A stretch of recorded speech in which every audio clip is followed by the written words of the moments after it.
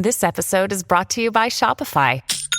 Forget the frustration of picking commerce platforms when you switch your business to Shopify, the global commerce platform that supercharges your selling wherever you sell. With Shopify, you'll harness the same intuitive features, trusted apps, and powerful analytics used by the world's leading brands. Sign up today for your $1 per month trial period at shopify.com/tech, all lowercase. That's shopify.com/tech.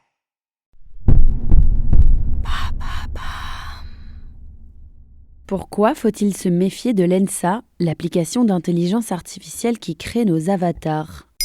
Merci d'avoir posé la question.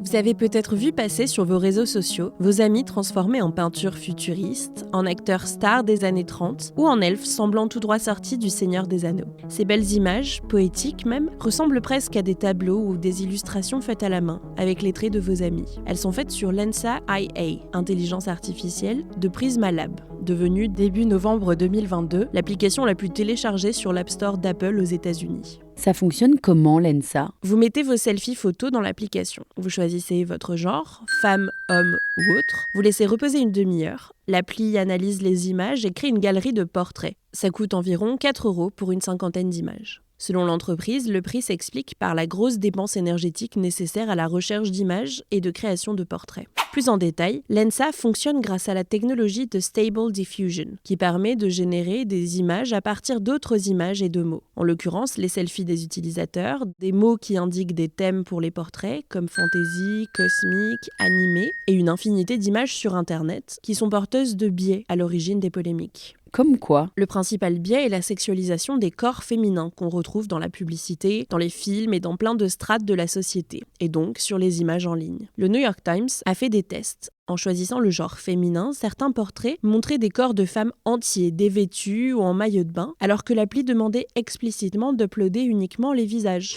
TechCrunch, un média en ligne spécialisé dans la tech et les startups, a fait un test et a réussi à créer assez facilement des images dénudées d'actrices. Inquiétante possibilité pour des personnes qui voudraient faire du revenge porn. D'autres utilisateurs ont regretté que l'application amincisse les personnes en surpoids ou blanchisse la peau. Et les artistes aussi s'en sont plaints. Pour quelles raisons ? Beaucoup ont remarqué que leur style graphique était repris par l'application. Sur certaines images, ils ont même vu que les signatures des œuvres originales étaient restées. Les artistes n'ont pas donné leur autorisation et ne reçoivent pas de compensation financière pour leurs droits d'auteur. Certains ont demandé le retrait de leur travail des bases de données, sans succès. Et concernant les données personnelles ? Des chercheurs spécialisés de la protection des données s'inquiètent. Lensa mentionne dans sa politique de confidentialité que les données visages étaient supprimées 24 heures après leur utilisation, mais que les photos et les vidéos peuvent servir à l'avenir pour des algorithmes Lensa. Voilà pourquoi il faut se méfier de l'application d'intelligence artificielle Lensa.